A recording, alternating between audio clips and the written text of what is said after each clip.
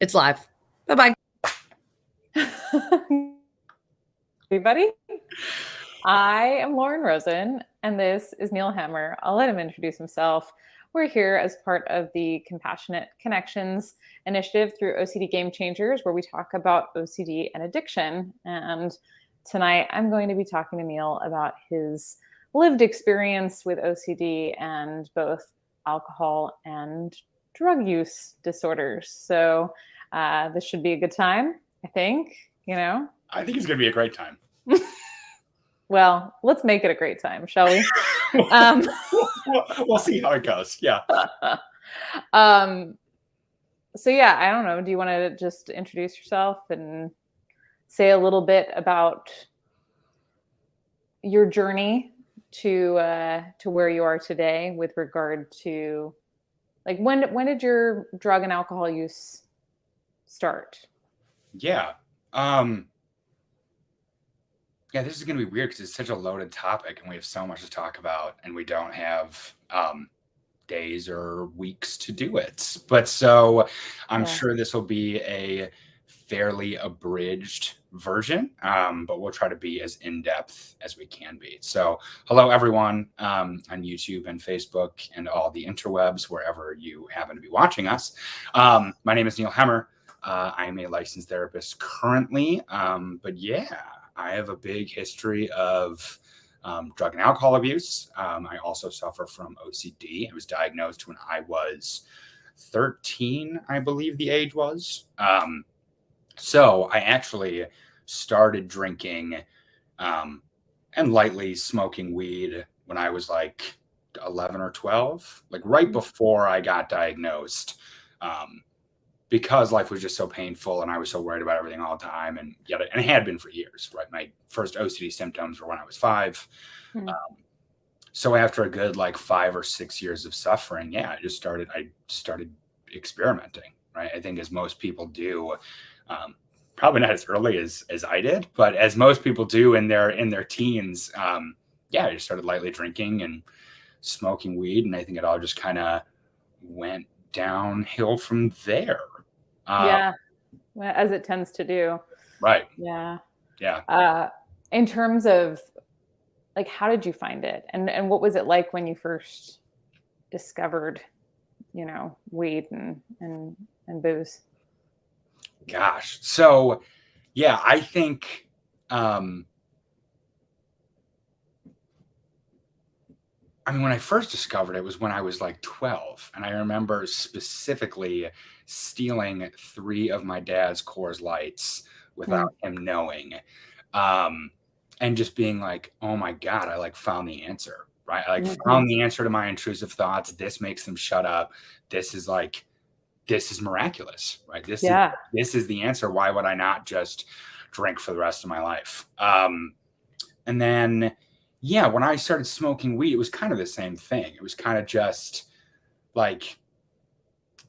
not even temporary relief. I mean, it was temporary relief for sure, but it was a different feeling than the constant terror I was feeling, right? So even if it wasn't necessarily like a godsend like alcohol was for me, because my biggest thing was alcohol, but weed and other drugs had the same kind of effect on me, where it was just like, oh, this is markedly better than feeling intense terror 24 hours a day. Yeah. Kind of shut it down. Right. Yeah. Or even if it was I think about it this way too, because lots of times I had used different drugs that also gave me anxiety, but it was anxiety that I felt like I could control, right? So even when I was using different stimulants, God, this conversation just bringing back so many memories of oh, that's right, I forgot I got suspended in high school for doing a bunch of pills and stuff at lunch. I totally forgot about that.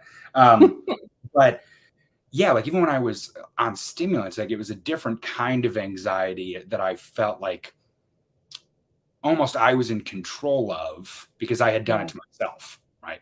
So there was more of a feeling of control and almost an overarching sense of calm, because I was like, okay, this is a direct result of the thing that I took. And eventually that thing that I took will wear off. Right. And then I won't feel this terror anymore. Right? OCD is so much different than that. It's just terror out of nowhere. And then it's just And like, you don't, and you don't know when it's going to end, right? It's just right. this unending terror where drugs and alcohol have a specific, like, oh, this is going to wear off at this time. And you're like, all right, sweet. Well, I'm going to sit in this shower and bawl my eyes out and be in the fetal position in absolute terror until that 3 hours is up. And then I will feel fine again. Yeah. Like in a sick, weird way, felt better. Yeah. Margaret just signed on. Hello, Margaret. Thank Hi, you Margaret. for being here. Aw. So yeah, I can appreciate where, because so much of the anxiety involved with OCD is related to what if this anxiety goes on forever, right? There's that sort of secondary what if that comes with it. And if you knew, like, okay, well, I'm just going to have this feeling for maybe 2 days and then it's going to shift away, then people would probably be more inclined to resist doing compulsions more regularly. Oh, for sure. Yeah, because if you knew there was a timetable of like, well, and not only is this anxiety going to last forever, but one, there's multiple things, right? Where did it come from? Why am I feeling this way? This feels awful. How do I get rid of it quickly?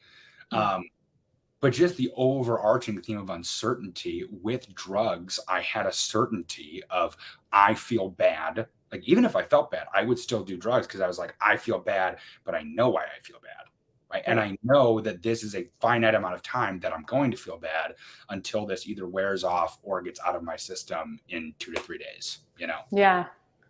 Yeah. And it's interesting too, because even if you do feel bad, it's not the bad that you've been feeling. And that, right. It's a sort of distraction from, it's a different bad. So, yeah, your life is falling apart in so many respects, and your interpersonal relationships and maybe your work, but it's not this sort of ground dropping out from underneath you. Oh my gosh, there's nothing to hold on to. There's nothing to tether to. I should probably also, for posterity, mention that I also happen to be in recovery from both OCD and substance use disorder in addition to treating it. So that's, as I talk to Neil, I'm going to be weighing in on personal experience too. I suppose that's relevant, maybe.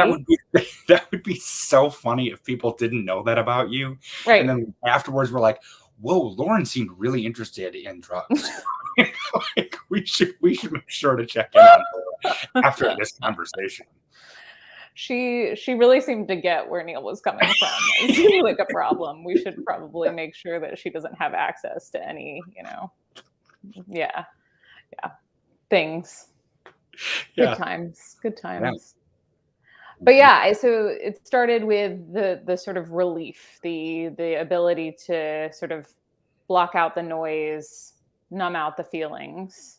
And in terms of where it progressed to, I guess I'm curious, like, we were talking about this before the live, not everybody drugs aren't a part of everybody's experience, right? And they weren't, and I dabbled here and there, but I was always really scared about drugs because like, oh, that's scary. And I attended DARE,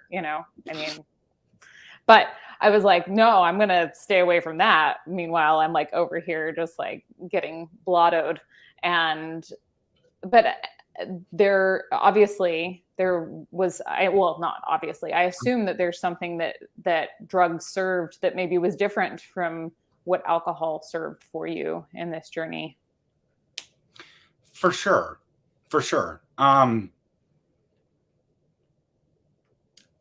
Alcohol made everything quiet. Although alcohol at the end of the journey definitely disintegrated my life completely and made things not so quiet. At the very start, when I was like 12 and 13, it made everything very quiet. After that, I felt like drugs were a way to have fun, and not even have fun, but feel something different than just totally numb. Like I had numbed the thoughts, and I was fine, right, while I was drinking. And then while I was drinking, that's really what led to the possibility of me doing any drugs at all. Dare lied to y'all, like, to your faces. Alcohol is the only gateway drug, 100 bazillion%. Because I don't think I ever would have done any drugs my entire life if it had not been for me drinking. And now I've done so many that, yeah, I mean, they go right. They went hand in hand for the longest time while I was drinking. But no, it did. It served a different purpose because it gave me different feelings other than just numb. Like, alcohol had numbed me out so well that then I was like, okay, I need to feel something other than just numb. So let's snort this weird stuff, or let's take these pills, or let's smoke weed, or like whatever I was doing at the time. Yeah, and I think that all of them give you different sensations, all for horrible reasons. But at the time, it was, once again, it was better than feeling terror or numb. Right, those were the two modes of beings that I had for the longest time. And then I started experimenting with drugs because it was just, when you drink and you drink long enough, you hang out in really bad places, which is another gateway drug. And then you find drugs, and people give you drugs for free if you're a nice person. And that's another thing that Dare lied to us about, that people don't give you drugs for free. That is complete baloney sausage. Lots of people give drugs. I didn't know that they said that. I didn't remember that part. Yes, they said it costs money. Yeah, no. I mean, lots of times, but I mean, often they don't. And right. And I feel like that whole world is so separate from every other world. And I got sucked into it because of the allure, because of the desire, and because I was sick of feeling numb. And it was the promise from other people who had done them for long enough that I was going to feel something other than being numb or being terrified, which was also a bologna sausage lie. So if someone tells you to do drugs, don't do drugs, because it will make you feel terrified and numb, but in a different way. In a different way that's not an OCD way. Well, I think what you bring up is the problem with, once you take something like using alcohol, right, like to numb out, you're constantly chasing this different experience. That's what starts the whole thing. It's like, oh, I want to feel differently. Let's get rid of this anxiety. And it's like, well, this isn't quite right. You turn into Goldilocks, basically. And, but not quite so wholesome, I suppose, as porridge. Whoa, but then you also never find your right porridge. Well, exactly. There's no just right. There doesn't exist. Yeah, there is no just right porridge in that fairy tale. But that is what people promise you, right? Yeah.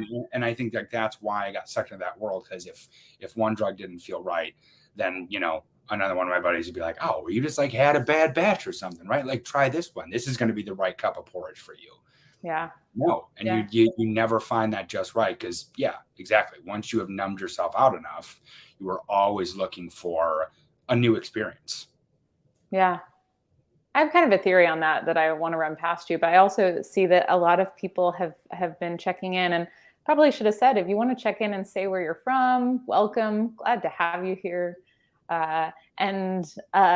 Laura, thank you for sharing about your experience. Yeah, I totally hear you. I was like, I tried a couple of drugs, but then I was like, no. But I think what I was going to say is this idea of chasing, this constant chasing.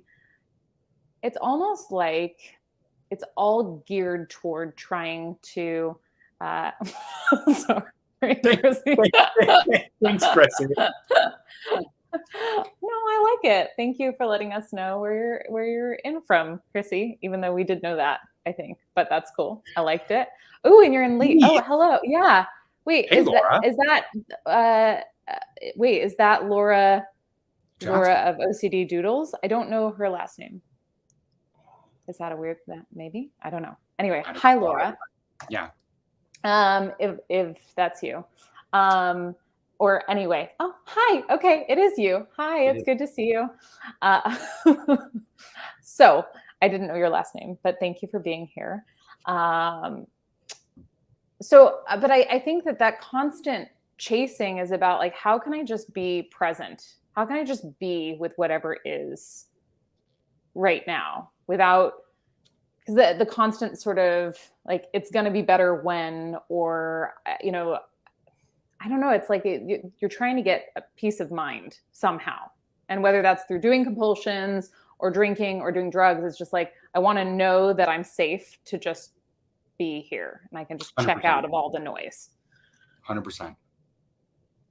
Yeah. Yeah. Well, and I think this conversation is just making me reflect in real time about my life. No, just about how we still do that today, right? Like even in my recovery, I'm still trying to find some peace of mind and some way to continue to be present when I don't feel right. But that was definitely part of the journey and once again, and I think that's what people mistake about addiction all the time is like, doesn't that feel like crap, right? Like you're like ruining your life. And like, I'm sure being addicted to whatever does not feel good. No, but it's something that I can control, right? Yeah. It's something that I found the peace of mind in being in the midst of this chaos. Right? And now I can't get out of it. Right. And I don't want to. Well, right. Because when it works, boy, does it work. And it's comfortable. Yeah. Right. Not only is it comfortable, it's peaceful when you've been in the chaos for so long. And also, my brain is chaos anyway. Right. OCD is chaos personified, right? Totally. Like that's the whole part of OCD is that everything is uncertain all the time and you feel terror 24/7 and yada, yada, yada. When you find a way to continue to feel terrified, but it's in your control, that feels good.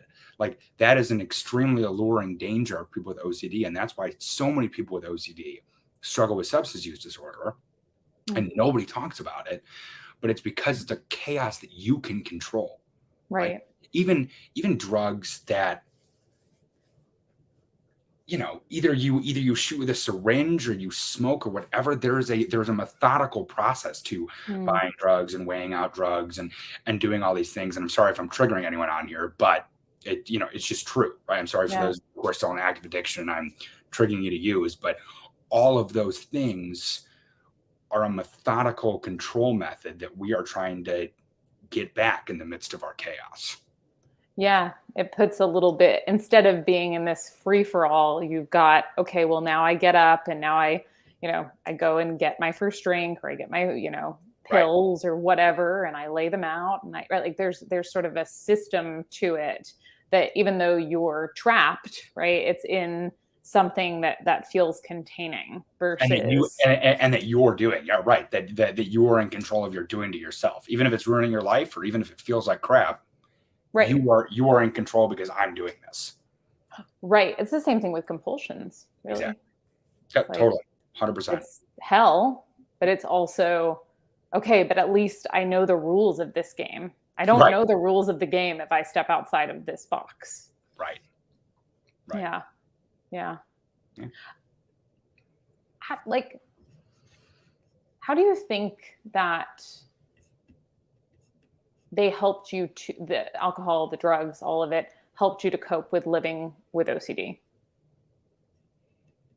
I mean, other than, and maybe this is the end of the story, other than the sense of control, the numbing of emotions, the getting other emotions, is there anything else that you think of like, oh, wow, that really served that purpose?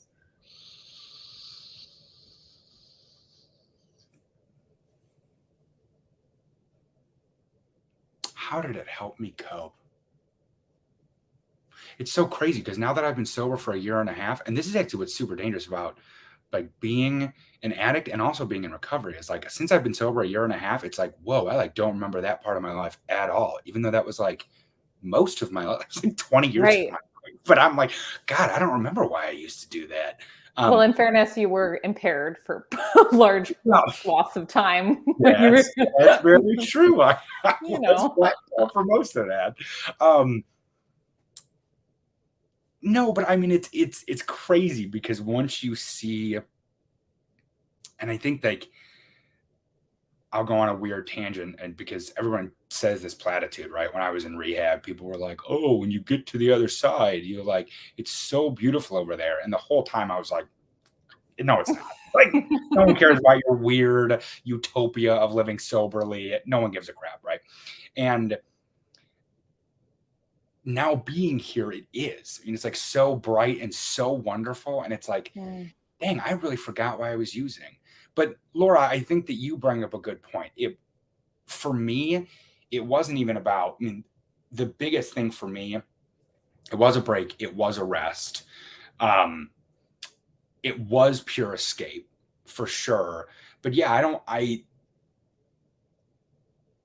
don't know if coping is the right word. I think that's where my brain is getting stuck right now. Well, that's fair. I mean, I don't think it's certainly not a coping skill. I mean, it might be an unhealthy coping skill, but technically, yeah, it's a coping skill. That's true. Maybe like a coping mechanism. Yeah, but I don't. Yeah, I mean, I think for me, it was a pure form of escapism, and it was almost a,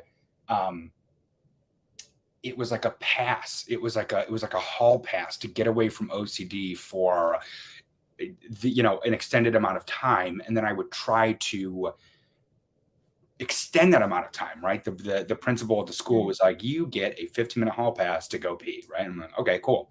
And then I was like, screw you, I'm going to do this indefinitely. So like my last year down in Southern Illinois, I mean, I was drinking 27. I would drink for weeks on end. I mean, I would drink and I would get up and I'd be super hungover and super anxious, and my OCD would come back full force. And then I would drink more. I would bite the hair of the dog, as everyone likes to, as every cool addict likes to say. And I would drink in the morning, and I would just try to extend that escapism eternally. I think it brought, no, I don't think it brought, I know it brought way more damage to my life than it ever did good, than it ever helped me cope with anything. But for sure, it was a way for me to not only escape, I would also say distract myself. Yes, it was a total escape, but even when OCD crept back in, it was a way for me to distract myself and give myself different, worse problems to focus on than what was in my head. Yeah. Well said. And I think that now, even in my sobriety, I have picked up different addictions. I will always be an addict. I will always have OCD, right? And I feel like everyone loves to escape from that reality when they get better. And I don't think there's anything wrong with that mindset, right? That you are in remission or you're cured, go live your life, right? You don't have to keep thinking about it. I continuously think about all of the addictions I still have. Totally addicted to coffee. I drink like 2 pots of coffee a day, which is disgusting. But it's, I love coffee, but I've always loved coffee. And that's an addiction that I'm not giving up, right? I support you. Thank you. I'm also slightly addicted to my work, but my work is helping other people. So I think I've always been addicted to that. I've just become a little bit more addicted since I got sober, because I have more time. I got super addicted to taking care of myself. So now I'm like really into working out, which is super weird and gross because I've never worked out before in my life. And now I'm like in shape and like taking care of my body, which is super weird. So I'm addicted to exercising, I think. Well, here's an interesting question. Is it addiction? And I'm like not trying to force you into a conversation about your relationship to exercise, but like in some respects, right, getting hyper focused on something isn't inherently an addiction per se, right? Like now, granted, I will say that plenty of people get addicted to exercise, and that's one of the topics that we've got potentially down the road. I forget which way you are on my screen. You're this way. That's a good point. Oh my God. I was wondering. Oh my gosh, it is that way. That's so weird. So No, you're right. And I actually shouldn't, I don't know if it's not okay to throw that word around, but you're right. I shouldn't flippantly throw that word around, just like we shouldn't flippantly use the term OCD.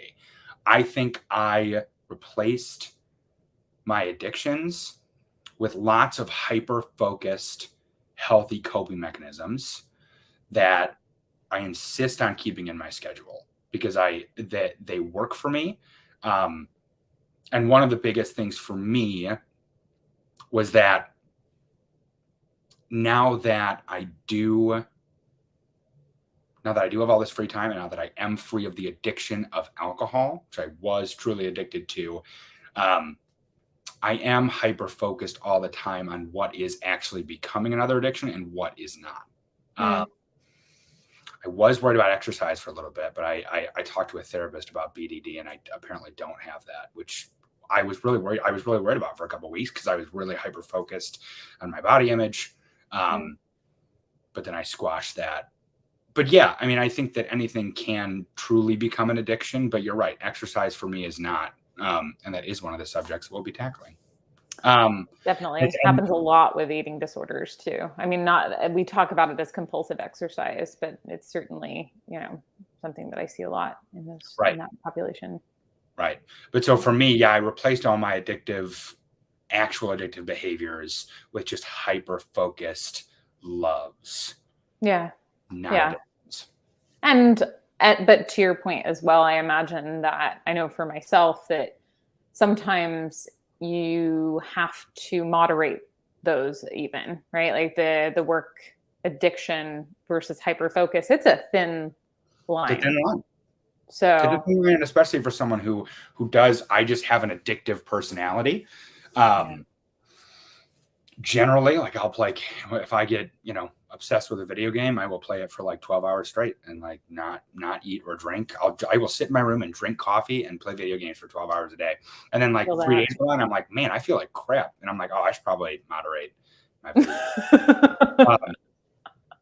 but yeah, no, I feel terrible that I called my exercise an addiction. No. And I wasn't trying to like call you out or anything. I just wanted to. It is good to keep ourselves accountable. No, that is a good thing that you called me out. Well, that was good. I did. There was a question, and thank you guys for commenting and for interacting. It's great to have you all here. One of the questions I saw come up is, how do you manage your OCD now in sobriety? Oh, that's a sick question. That's awesome. Ooh, can I add to it also? You can. Did you ask the commenter whether you can add to it? Can I please add to it? You can. I think you can add because I am going to answer it. I was trying to be funny. Yeah. Well, add to it. Okay. So let me make it really awkward. Okay. I'm going to point in the wrong direction. So, in terms of how do you manage your OCD now in sobriety, but how does it differ? And this may be like it wasn't being managed when you were drinking or using, maybe not. But how did you manage it while you were still using, and how has that changed? Okay, so when I wasn't managing it at all, I was using like 0%. But I think that's like the interesting trick we play in our heads. Like when we are in active addiction, I like thought I had a handle on it. I thought I had a handle on it, and I thought the world was against me. And I thought, well, I was going through an episode at the time, which I thought there was no cure for, as every single person with OCD always feels like, that they feel like this episode is too bad. I'll never get better from this. I had never fallen into that fallacy before. But I did for 5 years, which was really shitty. Which is really stink. So I tried to get help, but psychiatrists turned me away because they were like, I'm like obviously an alcoholic. You filled out this questionnaire. It was like, you drink a bottle of whiskey a night. We can't treat you. Like, now you have to quit drinking first. And I was like, nope, that's the only thing keeping me alive right now. So I truly thought I was handling it, but I wasn't. And I think that is the biggest change from when I was in active addiction to now, is that I am managing it. So it's not even how am I managing my OCD now that I'm in sobriety, it's just how am I managing it, period. Because when I was actively using, I just wasn't doing it at all. So I think I now take my OCD as a personal challenge and an affront to my sobriety personally. And honestly, as a personal insult. Screw you, OCD. Screw you, anxiety. Like you have no place in my life. Two, I don't think it is appropriate to try to get me to drink again. So I think or do compulsions. Thank you very much. Bite Exactly. me. Yeah. Bite me. Right. So, I mean, I think when I would, when I would get anxious when I was actively using, I would just drink. I mean, and that's how I managed, right? I would get really anxious and I'd have a horrible day and I'd come home and I would like line up 10 shots and take them all. That was how I managed, right? Now, when I feel my anxiety coming on, or I suspect that something is going to make me anxious or maybe is going to become a new episode, I deal with it right away. I hit up my OCD therapist and I say, hey, I think this weird thing is going to become an episode, or man, I'm really obsessing about this thing, or whatever it is. I take it as it comes, and I really do. This is the biggest thing in any person with OCD's recovery, right? Like you have to be able to do passive exposures, and you have to be able to be doing exposures almost subconsciously all the time. Like when something makes me anxious now, I lean right into it. I don't shy away from it at all. Like I don't give OCD any room to breathe in my life. And that's not going to work forever. I'm not giving everyone some false hope that like, hey, as long as you like do passive exposures, you'll like never be sick again. Right? I'm assuming that I'm going to have another episode one day and I will be debilitated again. I'm just assuming that that's a real possibility, and a real fear that I live with. Right. But what keeps me sane and what keeps my OCD managed now is constantly doing passive exposures or constantly doing exposures in general. If I have a weird thought, I lean right into it. If I have a sick, violent, or sexual intrusive thought, I lean right into it. If I have a doubt about something, I do it anyway. Like I challenge my anxiety from the moment I wake up to the moment I go to bed. Because if I don't, any of those things could become an episode. I don't know. For sure. And really being consistent with response prevention, to your point, whenever anxiety arises. It's like, and just utter and complete acceptance of all of your feelings. Which is really hard, right? Which is like, and I think we talk about this all the time, and it's like, yeah, dude, like just accept every feeling you'll ever have. Come on, dumb, why can't you do it? It takes years. It takes years, and it's still to this day is extremely difficult when I have an uncomfortable feeling to sit there and be like, God, this sucks. Right? Like this is just bad. And this feeling is crappy. And there's nothing I can do about it. Like I just have to sit with this.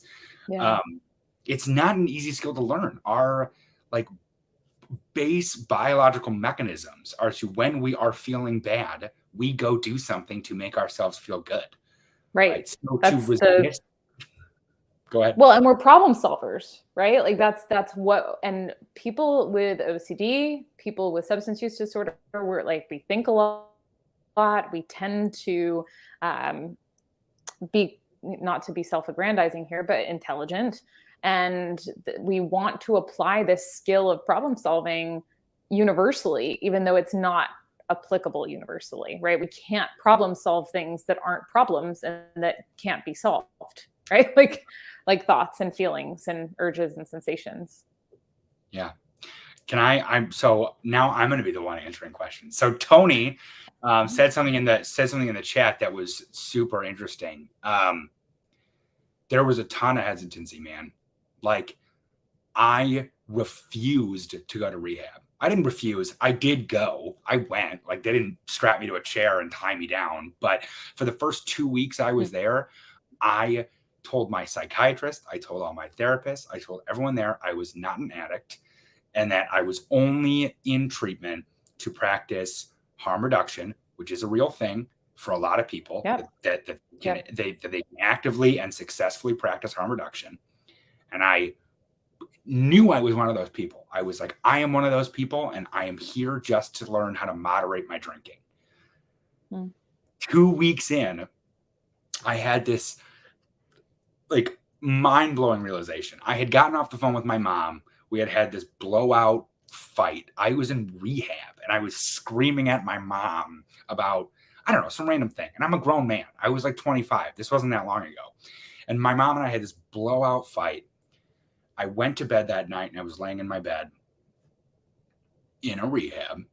I don't know. I'm going to say that a lot of times just because I think it's funny now. But I was laying in bed, and I had this realization. I'm spending all of my time, energy, resources, and intelligence on trying to figure out a way to continue drinking. I can do everything else in the world if I just stop drinking. Like there's just one thing I can't do in the whole universe. I can do everything else. I just can't drink. That's it. Why am I fighting so hard to continue to drink?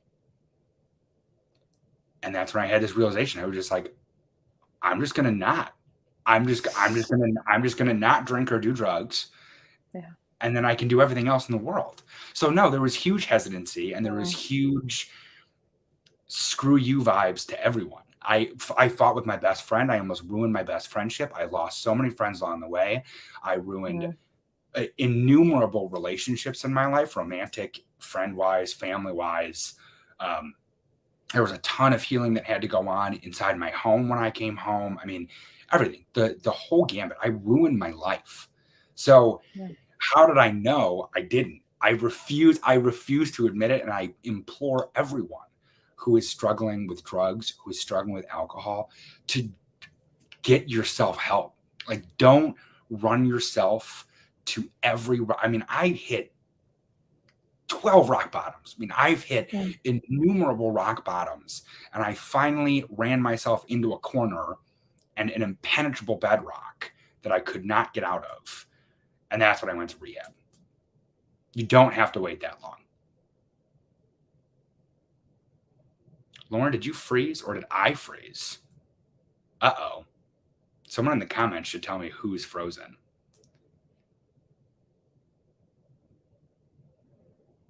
Oh, dear. Oh, Lauren, you're here. Don't worry. You're back. Hello? Am I the one frozen? Hello? No, I think I was the one frozen. Can you hear me? Okay, go. Sorry. I don't know what happened. My computer. But Lauren froze. Thank you. Thank you. Yep. Sweet. Yep. My rant is finished, so you're just in time to ask me more questions. But you were doing such a good job with your rant. I loved it. Which is great. I was just going to say that with the hesitancy piece, it's like, it is really interesting because it's, when I got sober, I was really young. I was 19, and I just was, I was like, what if I'm not really an alcoholic, though? Not that alcoholism is something that you can, diagnose in the DSM, but what if I don't really have a problem, is essentially what I was asking. And somebody at one point was like, why do you want to go find out? Like, the fact that you want to go and try and figure out whether or not you have a problem, that you're willing to risk your whole life on behalf of a substance, is sort of an indication that you might want to look at your substance use. And I was like, oh, I guess that's a good point. Because to your point, there were so many relationships that I had royally screwed over, and so many missed opportunities. I just didn't like who I was by the time, which is maybe the most important thing. I was like, ugh, who are you? Selfish and didn't care about people's feelings. I just wanted to get drunk. Right. No, I think you make a great point. Right. That was another thing. And that was another light bulb in my head that I was like, I'm doing all of this just for some liquid. That's why I'm doing all of this. This is just so dumb. I don't know. And it took me forever. And I've heard rants like this from other people, even before I got sober there. I was like, that dude's so dumb. Liquor is awesome. Right. Like, and there really is something magical that clicks. And I can't tell you what it is, but yeah, I hit like 12 rock bottom before I was finally like, oh yeah, this is really dumb. And like, why don't I just live my life without booze? Like there's no issue with it. And I think nowadays there are so many alternatives to these things and so much more talking about it and so much more knowledge about it that yeah, everyone should be sober, I think, but that's just me. Yeah. And I do want to say, because just to reiterate what you said about getting help, like there is so much help available, whether through therapy or through like a peer support program. And yeah, I think so many people suffer in silence and alone, and just reaching out. And it's important not to just stop drinking if you've been drinking for a long time, or doing drugs for that matter, right? Like quitting cold turkey can actually be dangerous. Or kill you. Reaching out for support, right? Exactly. It can, certainly with alcohol, right? Yeah. With the DTs and everything. So if you're in a position where you're interested in getting help, reach out without, don't just stop what you're doing, because that too could put you at risk. True. That's all I wanted to say about that. So in terms of like the things that you do, we've been talking about what you do on a daily basis to support your recovery from OCD, and obviously some of these activities that you find yourself engaged in order to support your recovery from addiction. I guess I'm curious, how do you stay sober?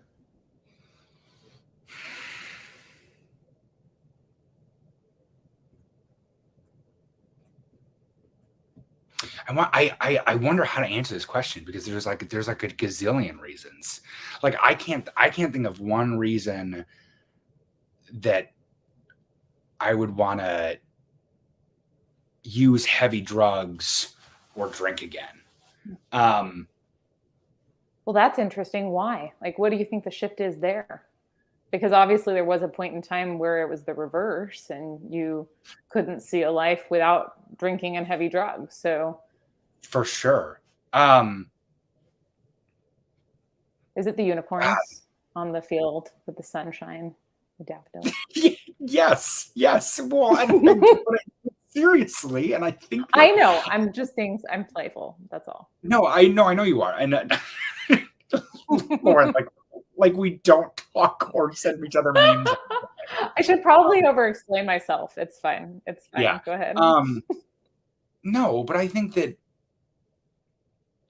yeah, God, my life is good. And I like myself for the first time in like my whole life. I genuinely like who I am becoming and who I am and who I always was, but who was covered up by really hard drugs and alcohol, right? And I think that this is such a cool intersect with OCD, and how I'm living out my values now. And I don't want to go back to sacrificing my values for temporary relief or even temporary fun, right? Even if something didn't like technically ruin my life, like alcohol was the objective, like this like ruined my entire life, right? That ruined my life. There were a lot of other small, heavy drug pieces that just isn't part of my values anymore. Like that, like it's just not something I necessarily want to do on an everyday basis or an every weekend basis, or even really ever again. But I'm living my values, and I need to stick to my values and my beliefs to stay sober. I think that's really important, right? Finding a value system and sticking to it is definitely how I stay sober. I have an amazing support system not only in just my general like mental health community, and Chrissy and Margaret and all of our OCD friends and Stephen Smith and Patrick McGrath. And I feel bad leaving people out, but I could go on and on and on, right? I could go on and on about people in the mental health community. My personal life, my best friends are super behind me staying sober. We were all just at a wedding this past weekend, and it's so funny because I'm like so steady in my recovery. We like make jokes about me relapsing now, which helps me because it makes it feel not so serious, right? But yeah, I mean, even in my best friend group, I have amazing friends, and in my recovery community, right? Like I still, not as often as I should, but I still attend recovery meetings through Smart Recovery, living by my values. And I think noticing all the things, I think keeping a keen eye on the things that you can do while sober versus what you can't do while you're screwed up, right, is super important. Like this weekend, I was the only one who was able to drive home from the wedding venue, and that was awesome because we needed a ride, right? Yeah. Or I can stay up and I can be the one who remembers the whole night, right? Yeah. Or I don't have to wake up and feel like I want to die because I, texted someone something inappropriate, right? Right. Or, there's no more jail for me. There's no more waking up in cold sweats. There's no more shakes. I remember, and I'll never forget this because it's extremely graphic, one, and everybody's now going to know it. But two, it highlighted one of the things, like when I wake up in the morning, I'm like, oh, thank God this isn't happening to me. I woke up from a blackout bender. I'd been drinking for 3 days. I'd been doing a bunch of drugs. I woke up and I immediately had to use the restroom, and I immediately had violent diarrhea and then vomited everywhere at the exact same time. Oh dear, that does not sound fun at all. And then had to clean up my bathroom afterwards. And I had to clean out the shower. And like I literally thought I was dying, right? But I was just like, whatever, if I die this way, like this is how I die. Like die in the toilet, like spewing out of both ends.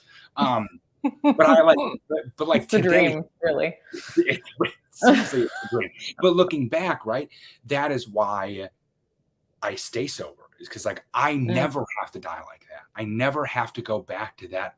Good God, Tony. Good God. Tony, you're so right. It is. Tony, you're right. It is super horrible. But yeah, I remember that all the time when I wake up, and everybody's like, oh, remember those mornings when you're like not hungover and it's so nice? That's every morning for me. I get to wake up every morning and take a breath of fresh air and be like, this is amazing. And I don't have to go immediately die in the toilet. Right. Yeah. So yeah, there's a lot of reasons that I stay sober. And I think having values, an acute sense of what you can do versus what you couldn't do while in active addiction is super important. Having a really solid support system is super, super vital. And then, looking towards the future. I remember I read a quote the other day about like how I've always been alive, but now I want a life. Right. And like I read it and it made me cry because I was like, oh my God, for the first time in forever, like now that I'm a year and a half sober, I'm like, I want a life. I want to like leave my parents' basement. I want to like have a family and a home and a garden and beautiful animals around me. And I think that being sober gives me a chance to really have a life. That's profound and so true.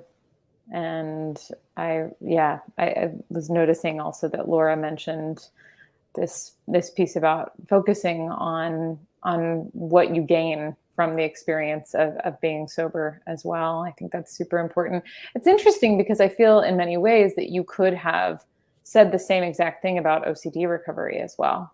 That focusing on what you get from not engaging in compulsions, the sense of mastery and recovery, in recovery rather, that's so empowering, right? And I think that that's true of both OCD and substance use disorder, and wanting to live and getting to pursue the things that really matter to you, and feeling good about the way that you're doing that through sort of embodying your values. And it's no wonder that some of the evidence-based treatments that can be supportive for both disorders involve goals and values as sort of central components. For the Riley's Wish lectureship series at Kennesaw State this year, which I loved being a part of, I talked about motivational interviewing, acceptance and commitment therapy, and cognitive behavioral therapy as treatment methods for both disorders. And it's, those are all methods of treatment that really centralize the importance of following your bliss, right? Like following the things that matter to you and that are meaningful to you. Yeah. Well, yeah. And I think that was another thing, right? Like, just like, how do I stay in, sorry, there's like an itch on my leg. I feel like I'm being like, no, do it. My bald skull. Same thing. Same thing being in recovery from OCD. Like, what I do every day for me being sober from alcohol and drugs, right, is the same reason why I do exposures every day. It's the same reason why I do passive exposure every day. It's the same reason why I accept all the doubt and uncertainty in my life every day, is to keep my OCD under control. Because if I don't, right, there are just so many things that I lose. And so I think you're right, Lauren, that I use many of the same tools and techniques to stay under control of both, or in control of both. Yeah. We're getting some notes in the feed about how amazing you are and how important it is that you're sharing your story and how it's going to be helpful to others. And I just want to third that.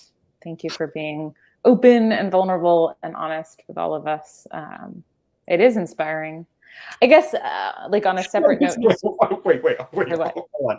That was actually no, but that was part of my my commitment to being sober, was that I lied so much while I was in active addiction that I'm like never allowed to lie again, which I never.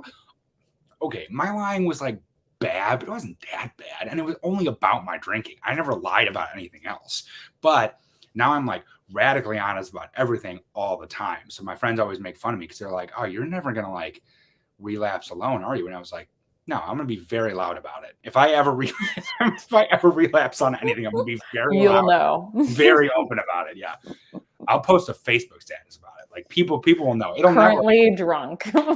yeah, properly drunk. But I appreciate all the love and the compliments. I'm a very awkward person, and I hate compliments more than anything. But I appreciate all the love and support because, I think it's very important to be real about this and tell people the ugly stuff.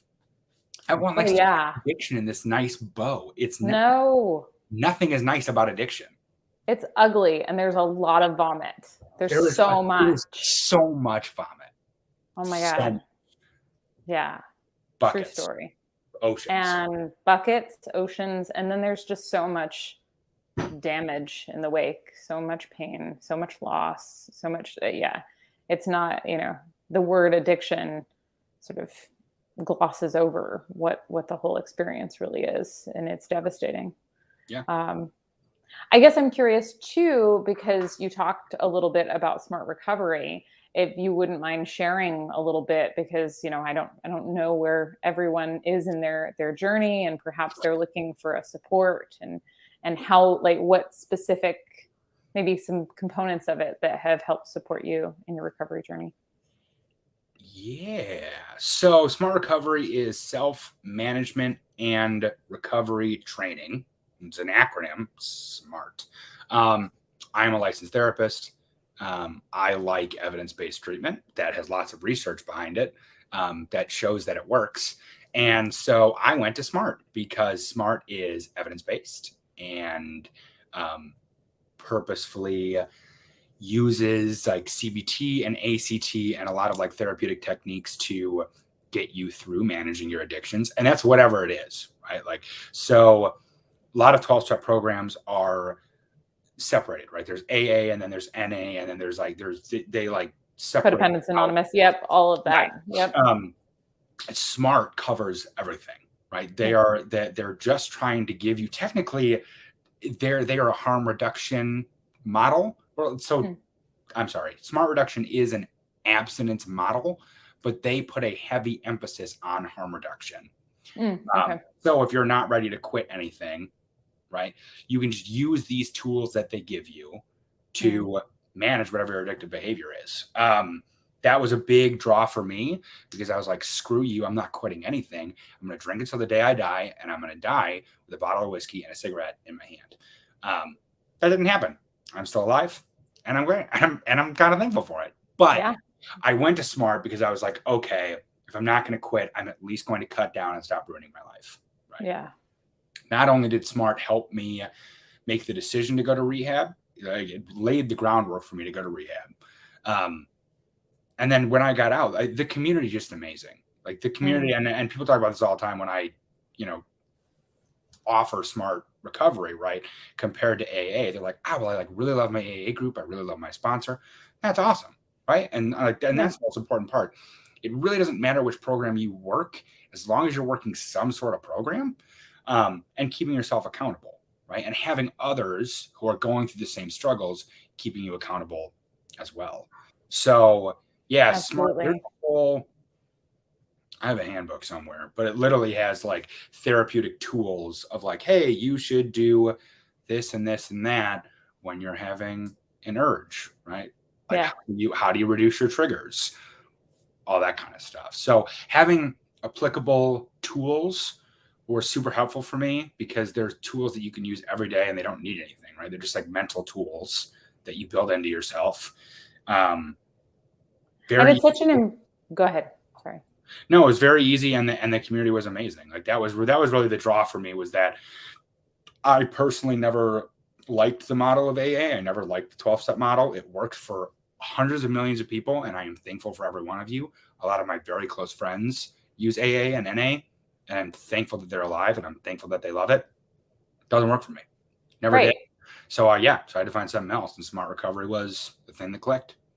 And I'm so glad that you are talking about the fact that there are skills that can be used even if you're not willing to stop. Now, obviously, and because my story, I did get sober through 12-step, but there's obviously you don't have to be sober to go to meetings, right? Like keep coming back and on all of that. That being said, I think a lot of this sort of skills within it are predicated on admitting powerlessness and like all of the 12 steps. There is this real focus on abstinence that may stop people who are in that ambivalent phase from attending. And there are other things about it, right? Like, and things that like I don't necessarily relate to, and that a lot of people don't, right? The whole concept of God or a higher power is a sticking point for a lot of people. And while that doesn't necessarily need to be religious, it certainly has a lot of languaging around that. And there are, just throwing it out there for anyone who's listening, the beauty is there are other programs too. Like if Smart Recovery or 12-step weren't right for you, there's Against the Stream, which is Buddhism meets recovery, a lot of mindfulness and meditation. And it was started by Noah Levine, and his book is called, I think his initial book is called Dharma Punks. So it's like very badass, sort of like cool Buddhist, way too cool for me. I mean, I like Buddhism, but I'm not punk rock. You're not? I know, it's crazy, right? I look very punk rock. Crazy to think about, yeah. I know. Also Refuge Recovery. I want to give a huge shout out to Refuge Recovery. Isn't that the same thing? Is that the same thing? I think it is. It might be. I think that Refuge Recovery may have splintered. Oh, okay. There might have been a splinter situation. I could be wrong. Don't quote me on that. But anyway, there are lots of different resources. If you're looking for them, like, don't hesitate to reach out either. We're here because we want to spread awareness. We want to help people to find what's going to work for them. And, I'm with Neil. It's like whatever's going to work for you is what I hope you get. And, everyone's got their own path here. Yeah. Amen. Yeah. But hopefully wherever you are on your path, you feel supported and you feel heard and seen by people. And that's what both of these programs in theory and some of these other ones offer. Yeah. In fact, it's kind of cool to see OCD peers because that's a component that because I got sober before I went down the path of OCD recovery, it was one of those things where I missed that sense of community that was available to me when it came to substance use recovery. And so it's cool to see that you guys are now offering that through OCD peers, that there's a group where, I think, do you have any other thoughts? No, and I think we're right about at an hour. Yeah. Well, thanks for being so open and honest and sharing your story and being awesome, just generally. Thanks for all your memes, Neil. Did we get permission from Chrissy to No, I forgot to ask her. I don't know if Chrissy's still there. I bet she's lurking in the background somewhere. But Chrissy from Palmer Lake, Colorado. Yes. Lauren, any final thoughts from you? No, I don't think so. Just glad to be here, and thanks for everyone who came and who participated and dialogued with us about this important discussion point. And if there's anybody that you know who you think could benefit from these types of discussions, this community, we do have events that are going to be coming up. So in 2 weeks' time, on October 4th, we're going to be having a ladies' night. So yeah, sorry you can't come. Oh. Not to be exclusive, but yeah. So I think Margaret and Chrissy and Lori and I are going to be doing a ladies' night where we talk about OCD, SUD from the female perspective. Yeah, yeah. That's sick. Yeah, I'm stoked. It should be good. I'm very aloof, and I don't know if everyone on Earth can tell this or not. But when things don't directly concern me, I'm like, what? And have to be reminded of it 100 times. So no, that's very cool. And yeah, we also have a guys' night coming up, don't we? And a bunch of other special interest ones that we'll be doing. So these conversations are very important, and we hope to continue to reach those niche groups that kind of need it the most. Absolutely. So we'll be meeting basically every 2 weeks with a 2-week off. So there'll be there was a panel 2 weeks ago. Then we're having our interview this evening. And in 2 weeks, we'll be having a special interest. And then the 2 weeks are off and then ongoing. And Tripping on Faith, just so you know, this is all going to be saved.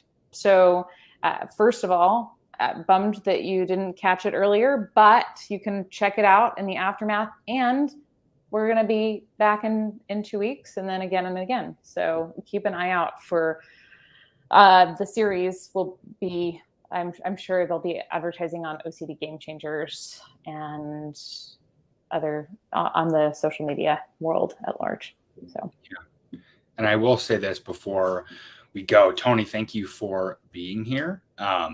And yeah, I mean, thank you all for tuning in, listening to this story that especially some of my friends who tuned in and sent screenshots of them listening to me. It's like, you guys have heard this story and most of you lived this story with me. So thank you for everyone who tuned in and listened and heard this story, maybe for the first time, maybe for the millionth time. But yeah, it's very important for me to be very real and very authentic about this because I really don't even recognize the man that I used to be. But I was for 15 years of my life. I was a horrible, horrible person. And I think that lots of people would be like, no, Neil, you were awesome the whole time. And I was like, yeah, but I wasn't, right? And that's just not true. So I think that it's important to own up to my mistakes and own up to the things that I did. And I think it's important to tell people how I got here. Right, and to give hope to people who are still living in that darkness. Right, there is hope. There is recovery. Recovery is possible, not only from OCD but from addiction as well. And you deserve, right? You deserve to take that chance on yourself and to live a beautiful, fulfilling, super special, unique life, a long and beautiful life. You deserve that for yourself, right? Mm-hmm. And that's basically the whole message. That's the chance that I gave myself, that maybe I'll have that someday. And here you are. Yeah. No, what a beautiful message of hope to sort of tune out on. So thank you all for joining us. Thanks for participating, and we'll look forward to hopefully seeing you at our next meeting. Bye, guys. Goodbye.